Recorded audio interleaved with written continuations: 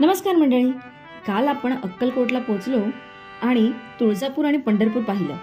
आज मी तुम्हाला स्वामींची अक्कलकोट नगरी दाखवणार आहे आणि तसंच गाणगापूरला सुद्धा घेऊन जाणार आहे.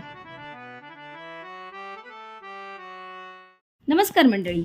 सकाळचे 5:30 वाजता आम्ही वटवृक्ष मंदिराकडे जाण्यासाठी निघालोय. आमच्या हॉटेलपासून 15 मिनिटाच्या चालत अंतरावरती मंदिर आहे. गाडीने तुम्ही अवघ्या 5 मिनिटात पोहोचू शकता. इथे शेअरिंगवरती तुम्हाला रिक्षा मिळतील. नारळ, हार, फुले इत्यादी सामानांसाठी दुकाने देखील बरेच आहेत. सकाळी लवकर आल्याने गर्दी कमी होती. इथल्या वातावरणात खूप पॉझिटिव्ह एनर्जी होती. या परिसरात तुम्ही फोटो व्हिडिओ घेऊ शकता, पण आतमध्ये नाही. इथे बसून अनेक जण नामजप करत होते. या वटवृक्षाच्या ठिकाणी स्वामींनी बराच काळ घालवलेला आहे. त्यांच्या हाताची उमटलेली बोटे देखील या वृक्षावर तुम्हाला पाहायला मिळतील. पादुका, चिलीम, वस्त्र या सर्वांचं दर्शन तुम्हाला इथे घडेल. इथे येताना स्वामींच्या आवडीचे बेसन लाडू आणायला विसरू नका. इथे प्रसाद म्हणून सुद्धा तुम्हाला बेसनाचे लाडू मिळतील. दर्शन घेऊन बाहेर पडताना तुम्ही इकडे नाश्ता देखील करू शकता. मंदिराच्या बाहेर सुद्धा बरेच हॉटेल्स आहेत. नमस्कार मंडळी, मी तरंगी अंकिता विथ केजो आणि स्वागत आहे तुमचं आमच्या आजच्या या ब्लॉगमध्ये. सकाळी लवकर उठून आम्ही वटवृक्ष मंदिराच्या इथे आलो आणि स्वामींचं दर्शनसुद्धा घेऊन झालं. सकाळी इथे आल्यावरती ना इतकं मस्त वाटत होतं ना, आणि जराही गर्दी नव्हती. त्याच्यामुळे मला ऑलमोस्ट म्हणजे मी तर लिटरली 2दा जाऊन दर्शन घेतलं आहे. पायात इथे डोकं ठेवून अगदी तिथे बराच वेळ काढून मला मस्तपैकी दर्शनसुद्धा मिळालेलं आहे. सो मी तुम्हाला सांगेन की जेव्हा पण तुम्हाला इथे यायचं असेल ना, तर सकाळी लवकर या. जराही गर्दी नसते. आता 7:30 वाजल्यात. याच्यानंतर आता आम्ही बाकीची जी काही ठिकाणं आहेत ना ती पाहायला जाणार आहोत. मंदिरात येण्यासाठी बेस्ट टाईम आहे सकाळी 5 ते 7च्या मध्येच या. तुम्हाला खूप कमी गर्दी मिळेल, कारण 7 नंतर जी चेन्नई एक्सप्रेस जी मुंबईहून सुटते ती साधारण इकडे अक्कलकोटला पोहोचते. 8-8:30 आणि वाजता. त्यानंतर जो लोकांचा फ्लो इथे येतो ना, Exactly. तर मग दर्शन घेणं पण खूप कठीण होतं, कारण लोकच खूप जास्त आणि गर्दी होते. कारण लोकच खूप जास्त असतात. त्यामुळे जर तुम्हाला एकदम आरामात दर्शन घ्यायचं असेल तर 5 ते 7च्या मध्ये या. तुम्हाला खूप मस्त असं नाही आहे की तुमचं दर्शन नाही होणार. ऑफकोर्स तुमचं दर्शन होणार, पण थोडी गर्दी लागण्याचे चान्सेस जास्त आहेत असं त्याला म्हणायचं.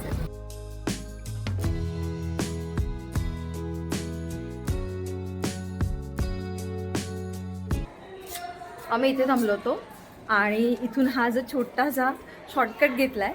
अगदी गल्लीचा रस्ता आहे. बाजूला इथे शाळा आहे आणि या शाळेच्या परिसरातून आम्ही चोळप्पा महाराजांच्या मठाच्या इथे चाललो. अगदीच 2 मिनिटाच्या अंतरावरती.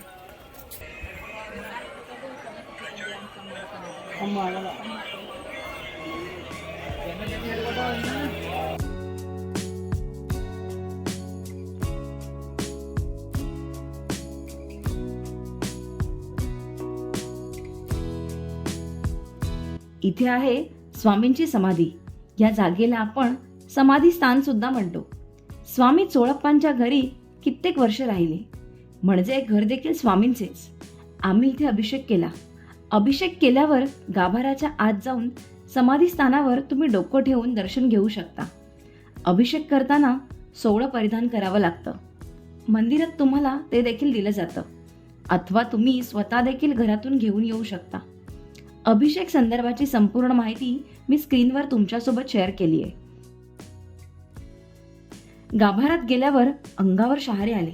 असं वाटतं की स्वामी इथे समोर बसलेत आणि आपण त्यांच्यासमोर नतमस्तक झालोय. खूप छान वाईब होते ते. वातावरणात प्रचंड अशी ऊर्जा होती.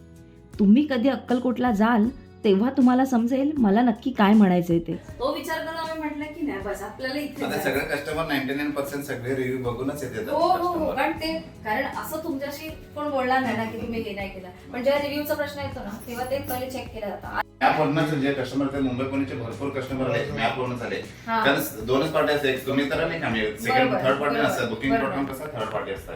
हा, ते फोटो व्हिडिओ ते थोडे एडिट करून वगैरे त्याच्यामध्ये टाकले जातात. दुपारच्या जेवणासाठी आम्ही हॉटेल विकासमध्ये आलो.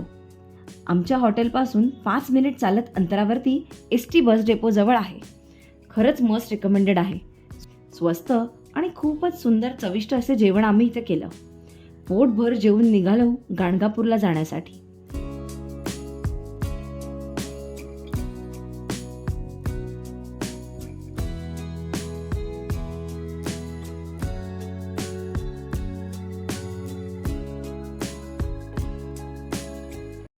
आणि फायनली 2 तासाच्या प्रवासानंतर आपण आहोत आता गाणगापूरमध्ये. अक्कलकोटहून इथे येण्यासाठी 2-1 तासाचा वेळ लागतो आणि रस्ते भयंकर खराब आहेत, त्याच्यामुळे एक 10-15 मिनटं तुम्ही जास्त कन्सिडर करून चालाच की तुम्हाला वेळ लागेल. स्वतः मी गाडी पार्किंगमध्ये लावली आहे आणि चालत चालत मंदिराच्या दिशेने चाललो आहे.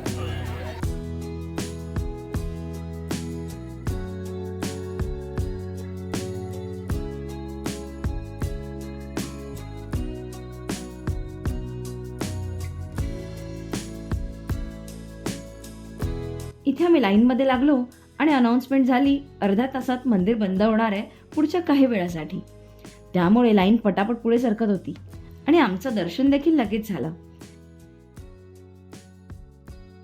कर्नाटकमधील कलबुर्गी जिल्ह्यात अफजलपूर तालुक्यात दत्त महाराजांच्या अवतारात असलेले श्री नृसिंह सरस्वती स्वामी यांचे जागृत देवस्थान आहे. इथे तुम्हाला स्वामींच्या निर्गुण पादुकांचे दर्शन घडते.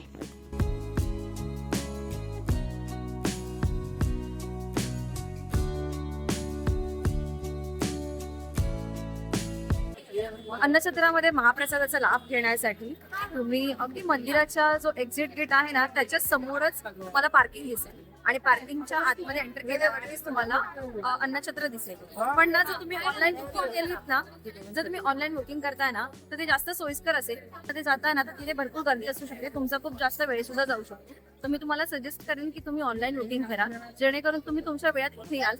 थोडीशी एक लाईन असेल, तुम्ही त्या लाईन मधून आतमध्ये जाल आणि तुमचा व्यवस्थित महाप्रसादाचा लाभ सुद्धा तुम्ही घेऊ शकता. त्याची लिंक सुद्धा मी इथे खाली डिस्क्रिप्शन मध्ये देईन तुम्हाला, जेणेकरून तुम्ही व्यवस्थितपणे फाइंड आउट करू शकता. तुम्हाला तिथे तुमचे आधार कार्ड नंबर, तुमचे टायमिंग मेन्शन करायचे, तुम्ही किती जण आहात ते मेन्शन करायचे आणि त्या टायमानुसार तुम्हाला तिथपर्यंत यायचे.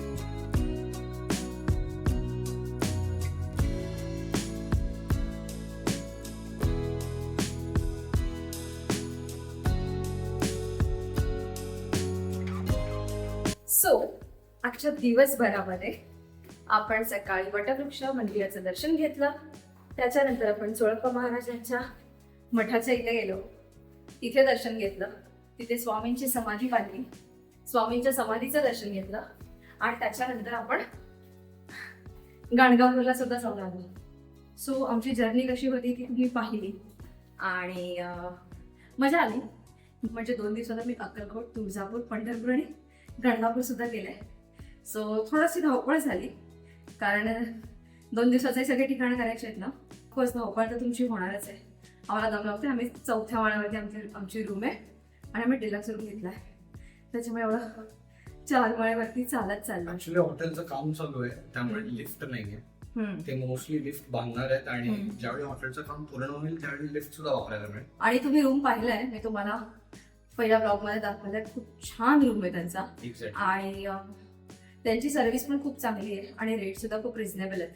त्याच्यामुळे तुम्ही नक्कीच इथे येऊ शकता. हे हॉटेल मी खरंच रिकमेंड करेन सगळ्यांना. आणि अगदी चोळप्पा महाराजांच्या मठापासून अगदी 2 मिनिटाच्या अंतरावरती आहे, म्हणजे जिथे आपल्या स्वामींची समाधी आहे तिथे अभिषेक सुद्धा करू शकतो. एक्झॅक्टली तिथून हार्डली 2 मिनिटाच्या अंतरावर, म्हणजे चालतच 2 मिनिटं पण नाही, कमीच त्याच्यापेक्षा वेळ लागेल मी असं सांगेन.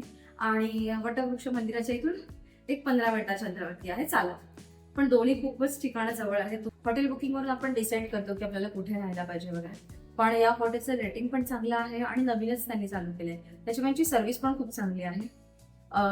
आता पण हॉटेल पूर्ण फुल आहे आणि खूप शांतता आहे. ते पीसफुल आहे, तुम्हाला वाटणार सुद्धा नाही. अख्खं हॉटेल फुल आहे तरी पण एवढं पीसफुल आहे ना आणि खूप छान आणि खूप मेंटेन ठेवलेलं आहे. सो मस्ट रिकमेंडेड हॉटेल आहे हे सर्वांसाठी. मी याचे सगळे डिटेल्स तुमच्यासोबत शेअर करेन. आम्ही ज्या गाडीने ट्रॅव्हल केलं त्या गाडीचे डिटेल्स सुद्धा तुमच्यासोबत शेअर ते सुद्धा हॉटेलवाल्यानेच आम्हाला. एक्झॅक्टली. आणि मंदिराचं जर तुम्हाला अभिषेक वगैरे करायचं असेल तर त्या गुरुजींचा नंबर सुद्धा मी तुमच्यासोबत शेअर करेन. ते सुद्धा आम्हाला हे हॉटेलचे दादा आहेत त्यांनी शेअर केले. सो त्यांनी आम्हाला खूप हेल्प केली आहे गाडीसाठी, मंदिरात जर तुम्हाला अभिषेक करायचा असेल त्याच्यासाठी. आणि ऑफकोर्स हॉटेल तर खूप सुंदर आहेच. हे कोणत्या प्रकारचं प्रमोशन नाहीये, पण हे जेन्युइन रिव्ह्यू देते मी. सो हे तुम्ही कन्सिडर करू शकता. सो जर तुम्हाला आमची जर्नी आवडली असेल ही 2 दिवसाची तर मला नक्कीच कमेंट करून कळवा. तुम्हाला जर काही डाऊट असतील याच्याबद्दल, जर कुठे राहायचंय, काय करायचंय, अजून काही विचारायचं असेल तुम्ही मला नक्कीच विचारू शकता. चारही ठिकाणं 2 दिवसात कशी कव्हर करायची त्यासाठी आम्ही हा ब्लॉग बनवलाय. एक्झॅक्टली. कारण आम्ही भरपूर ठिकाणी इन्क्वायरी केली, भरपूर आपल्या मित्रांचे ब्लॉग्स बघितले, बरेच ट्रॅव्हल ब्लॉग वाचले. चारही जर्नी खूप कमी लोक एकाच ट्रिप मध्ये करतात म्हणजे आणि केली ते आहे. करण्याचा आम्ही प्रयत्न केला. एक्झॅक्टली बऱ्याच लोकांनी केली आहे, पण आपण कशी पूर्ण करावी ना, हा एक्सपिरियन्स आम्हाला घ्यायचा होता. सो जो आज आम्ही या आपल्या ब्लॉग मधून घेतलाय आणि तुमच्यापर्यंत पोहोचवलाय. होपफुली तुम्हाला आमचा ब्लॉग आवडला असेल आणि हा ब्लॉग बघून तुम्ही तुमची जर्नी प्लॅन करू शकता. सो आमचा ब्लॉग जर तुम्हाला आवडला असेल तर मला नक्कीच कमेंट करून कळवा. आणि आतापर्यंत हायवे लव्हर्सला सबस्क्राईब नसेल केलं तर लवकरात लवकर सबस्क्राईब सुद्धा करा. आमचे नवीन व्हिडिओज पाहण्यासाठी आमच्यासोबत कनेक्ट राहा. So this is ring and Geeta with केजो signing off from highway lovers. Okay, bye.